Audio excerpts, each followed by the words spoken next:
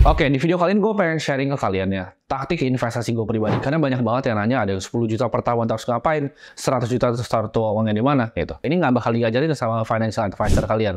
Karena mereka ntar nggak dapet fee ya, tapi gue kan buka di sini. Kalau lu jujur nih, lu cuma punya uang 10 juta, 20 juta, nggak usah pusing-pusing tentang investasi. Kenapa? Karena lu mau pakai bagaimanapun caranya, gue selalu ngajarin kan, misalnya pakai barbell, yang kanan itu paling high risk, yang paling kiri itu low risk ya. Lu mau pakai berbagai macam strategi, lu mau pakai stocks, bonds, portfolio, lu mau bahkan mau pakai portfolio yang isinya full crypto, itu nggak akan berpengaruh. Kenapa? Lu misalnya beli Bitcoin kali 3 pun uang lu cuma dapat jadi 60 juta ya, kalau uang lu cuma 20 juta. Jadi itu nggak ada fungsinya untuk lu investasi di sebuah aset kelas. Karena manusia itu ada grafiknya, kalian bisa lihat di sini, itu ada namanya human capital sama financial capital. Jadi kuncinya adalah di saat kita masih muda, kita gedenya human capital bukan financial capital. Ini banyak banget yang keliru. Banyak yang bilang nggak apa-apa investasi mulai dari kecil, tapi jawabannya sebenarnya nggak. Kalau uangnya kecil nggak perlu investasi. Investasi kemana? Ke earning power kita. Contoh, kita misalnya adalah seorang marketer. Dengan kita ikutin kelas, kita jadi marketer yang lebih jago. Ya, contohnya kita cuma bisa marketing, kita cuma bisa bikin posting Instagram gitu. Tapi dengan misalnya kita belajar nih skill, kita belajar Facebook Ads, kita belajar SEM, kita belajar marketing management, ya, kita belajar SEO, kita bisa pasang TikTok Ads dengan efisien, dengan ROAS yang tinggi. Itu suddenly income kita yang tadi misalnya 3 juta atau UMR gitu, itu bisa naik sampai 10 juta. Nah, daripada kalian investasi misalnya uang 3 juta cuman buat di sahamnya naik 10%, ngapain? Kenapa lu nggak investasi 3 juta itu?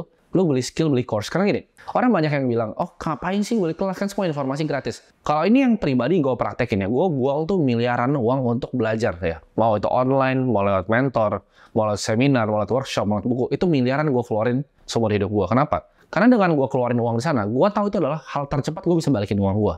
Jadi kalau gue bisa upgrade skill gue di satu tempat, contohnya misalnya gue nggak terlalu ngerti YouTube nih, gue kelas YouTube, dengan gue kelas YouTube gue bisa dapat followers yang lebih banyak. Gue akan bayar itu kelas itu, berapapun harganya. Kenapa? Karena gue ngelihat adalah itu earning power gue bisa naik. Sedangkan gue nggak terlalu pedulin tuh, financial capital gue nanti aja di belakang. Ketika income gue udah 300 juta, 500 juta sebulan, baru mulai mikir. Kenapa? Karena di uang 500 juta, 10% itu berbeda, 10% itu 50 juta, itu mulai berarti. Tapi sebelum itu berarti, ya, fokus untuk gedein income yang kita dapat per bulan, cash flow yang kita dapetin per bulan. Nah, itu cuma bisa didapetin dari kita increase skill kita. Contohnya kita dulu cuma seorang videographer, tapi dengan kita belajar, kita jadi sales, kita bisa bantu bahkan jualan produk ya. Kita bisa jualan produk, kita bisa jualan barang, kita bisa bikin agency sendiri akhirnya. Dari agency ini bisa ngasih kita uang lebih banyak lagi. Kita bahkan bisa gaji orang nanti untuk bisa jadi seorang videographer ya. Jadi di situ banyak yang kita bisa eksplorasi. Caranya gimana? Kita cari industri yang kita memang mau tekunin dan pelajarin semua, kita telan semua di satu industri itu. Contohnya, kita mau jadi sales yang terbaik nih. Kita beli nih buku tentang sales. Misalnya, How to Influence and Influence People by Dale Carnegie. Itu buku cuma berapa ratus ribu gitu. Influence gitu by Robert Cialdini. Orang banyak ngajarin, oh lu beli buku sebanyak-banyak ya. Jawabannya salah ya. Kalau gue ngeliat buku, biasanya gue cuma skim bukunya. Jadi gue bahkan suka lompat dari satu buku ke buku lain. Ada yang menarik di situ, baru gue googling. Ada yang menarik di situ, gue baru baca di Google Bar atau gue expand ke ChatGPT knowledge-nya. Cuman yang gue bisa pelajarin adalah paling cuma nggak nyampe 10-20 buku. Tapi 10-20 buku ini gue selalu ulang-ulang ya. Ada beberapa buku yang gue ulang-ulang gitu. Contohnya misalnya di investasi, gue selalu ulang-ulang buku Intelligent Investor. Kalau misalnya kita lihat di gimana cara sales, gue selalu ulang-ulang How to Influence and Influence People. Kenapa? Karena itu yang disuruh sama Warren Buffett. Belajar dari Dale Carnegie untuk belajar gimana caranya kita bisa ngomong dengan baik. Jadi beberapa buku ini, contohnya Meditation by Marcus Aurelius gitu, atau The Wealth of Nations, Adam Smith, itu gue ulang terus bukunya. Jadi gue nggak perlu pelajarin 1000 buku, gue lomba baca 50 buku per bulan, nggak perlu. Tapi cara gue konsumsi informasi adalah beberapa buku yang gue baca berulang kali. Dan menurut gue itu jauh lebih efisien.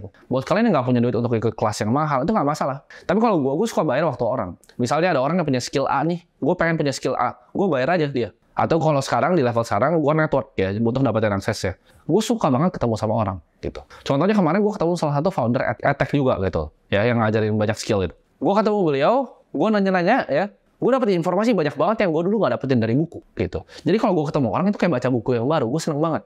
Jadi itulah fungsinya, kita bahkan punya personal branding, kita punya networking. Tapi semua itu dibangun pelan-pelan. Jadi caranya adalah kita bangun human capital kita, network kita tadi. Kita bangun personal branding kita. Orang tahu kita tuh siapa. Kan gini, lu mau ketemu orang nih, oh kok gue mau ketemu lu, tapi nggak ada value yang ngebawa, itu gue nggak akan pernah mau ketemu. Tapi kalau lu bawa, lu adalah seseorang di suatu industri dan lu well respected gitu di industri itu akan berbeda game-nya dengan lu nggak punya personal branding. Jadi itu menurut gue satu hal yang kita bisa terapin di hidup kita untuk meningkatkan kualitas hidup. Karena tadi human capital yang tinggi itu akan memberikan yang email hasil lebih tinggi dibanding financial capital. Daripada lu sibuk-sibuk investasi, kenapa nggak mikir gimana caranya bikin 1 miliar sebulan? Apakah nggak mungkin? Mungkin banget, dan gue udah buktikan. Gue bisa gitu bikin 1 miliar sebulan. Berarti yang bedain gue sama kalian tuh apa? Gap ilmunya gitu. Karena orang banyak yang nggak mau telan bahwa uang yang mereka dapatkan itu adalah ilmu yang mereka punya.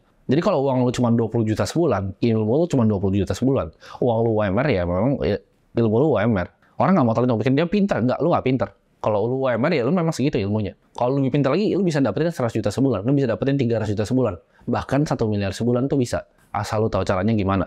Jadi investasilah sampai income power lu sebesar itu. Jadi nggak usah pikirin, oh beli indeks ini, beli Bitcoin. Nggak perlu. Invest aja dulu sendiri. Contohnya, daripada lu invest misalnya beli Bitcoin, kenapa lu nggak invest belajar programming di Solidity gitu? Karena itu gaji web developer aja, kalau kita lihat ya di crypto ya, Web3 developer, itu gaji itu bisa sampai ratusan juta. Itu kan earning power gitu. Kenapa lu nggak increase skillnya di sana? Kenapa nggak lu increase skillnya di bikin konten? Lu increase skillnya di jualan. Dengan lu gabungin beberapa skill aja, gue rasa itu bisa kalian stacking skill di atasnya gitu. Jadi buat kalian ya di sini yang baru mulai mau mimpi untuk jadi kaya, jangan fokus ke financial capital. Jangan mikir, oh gue jago investasi lah, gue bisa dapetin 2%, 3%. Kecil duit lo. 20 juta lo mau dapat 1000%, it's nothing money. Gitu. Cara lo jadi kaya beneran adalah earning power-nya gede. Ya, income lo gede gitu. Entah bikin bisnis, entah upgrade skillnya sampai jadi nomor 1, ya. Jadi yang terbaik di bidang lo. Banyak banget content creator yang income-nya 5 juta sebulan gitu. Dan itu bukanlah hal yang susah. Asal lo tahu caranya gimana, ya. Jadi increase gap antara uang lo sekarang dengan uang lo nanti itu. Lo bayar ini harganya, ya. Berapapun itu lo bayar supaya nyampe ilmunya ke sana. That's how you make real money.